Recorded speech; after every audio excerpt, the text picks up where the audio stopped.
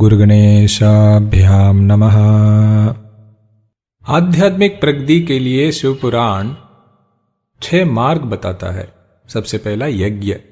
विवाह के बाद घर में अविच्छिन्न अग्नि का पालन करके उस अग्नि में सुबह और शाम अग्नि के लिए आहुतियां देना, जिसे अग्नि यज्ञ कहते हैं। विशेष अवसर पर उसी अग्नि के माध्यम से अन्य देवताओं को आहुतियां देना, इसे देव यज्ञ कहते हैं। और वेदों के अध्ययन द्वारा ज्ञानाग्नि का जनन करके स्वाध्याय द्वारा उसे प्रज्वलित रखना, जिसे ब्रह्म यज्ञ कहते हैं। दूसरा मार्ग है मंत्र जप। तीसरा मार्ग है हवन। यज्ञ में अविच्छिन्न अग्नि है। हवन में किसी देवता के लिए अग्नि तब प्रज्वलित किया जाता है, जिसे लौकिक अग्नि कहते हैं।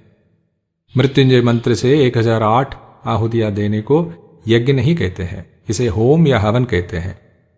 यज्ञ में आते हैं दर्श, पूर्णमासेष्टि, सोमयाग, राजसूय। चौथा मार्ग है दान। पांचवा मूर्ति पूजन।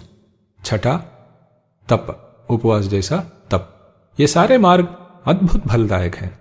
रविवार आदि 7 वारों को किसने बनाया पता है? भोलेनाथ ने। उन्होंने रविवार अपने लिए रखा, सोमवार माता पार्वती के लिए रखा, मंगलवार भगवान कार्तिकेय के लिए रखा, बुधवार श्रीहरि के लिए रखा, गुरुवार ब्रह्मदेव के लिए रखा, शुक्रवार इंद्रदेव के लिए रखा और शनिवार यमराज के लिए। और भगवान शंकर ने हर वार के साथ कुछ खास विषयों को भी जोड़ दिया। रविवार के साथ स्वास्थ्य, सोमवार के साथ धन संपत्ति। ज्यादा करके लोग समझते हैं कि शंकर जी का दिन सोमवार है, ऐसा नहीं है। सोमवार पार्वती जी का वार है। उस दिन उपवास व्रत आदि करने से भोलेनाथ खुश हो जाते हैं, पर उनका दिन है रविवार। इसका प्रमाण शिव पुराण में ही है। संसार वैद्य सर्वज्ञ सर्व भेषज भेषजम आदाव आरोग्यदम वारम स्ववारम कृतवान प्रभु। मंगलवार के साथ रोग पीड़ाओं से मुक्ति, विशेष करके नवजात शिशुओं के लिए। बुधवार के साथ आलस्य का त्याग और प्रगति। गुरुवार के साथ दीर्घायु। शुक्रवार के साथ पुण्य का अर्जन। शनिवार के साथ पाप का क्षय। शंकर जी ने हर वार को एक अधीश भी दे दिया। सारे ग्रह, रविवार के लिए सूर्य, सोमवार के लिए चंद्र, मंगलवार के लिए मंगल, बुधवार के लिए बुध ग्रह, गुरुवार के लिए बृहस्पति, शुक्रवार के लिए शुक्र और शनिवार के लिए शनि। अपने अपने दिनों में इन ग्रहों का पूजन अधिक फलदायक होता है।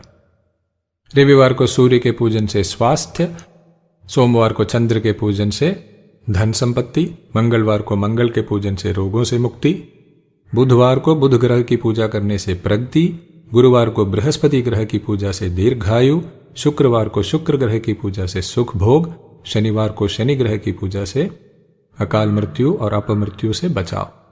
ग्रहों को छोड़कर अन्य देवताओं का भी पूजन प्रत्येक वार में कर सकते हैं। जैसे सारी देवियों की सोमवार को धन संपत्ति के लिए, मंगलवार को काली पूजन रोगों से रक्षा के लिए, बुधवार के दिन श्रीहरि को दही चावल में मिलाकर समर्पित करें। इससे सुखमय दाम्पत्य, संतान और मित्रों की प्राप्ति होगी। गुरुवार और शुक्रवार को सारे देवताओं का पूजन कर सकते हैं। शनिवार को शंकर जी का पूजन कर सकते हैं।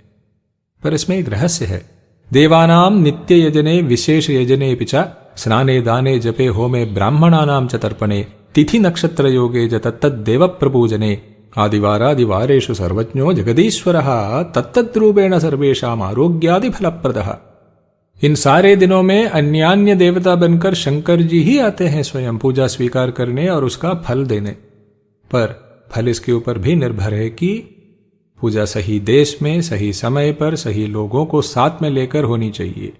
पूजा द्रव्यों का गुण के ऊपर भी फल निर्भर रहता है और आप कितनी भक्ति श्रद्धा से कर रहे हो, ये सब देखकर ही भगवान फल देते हैं। किसी को एक ही बार करने से तो किसी को सालों के बाद। शिवाय नमः।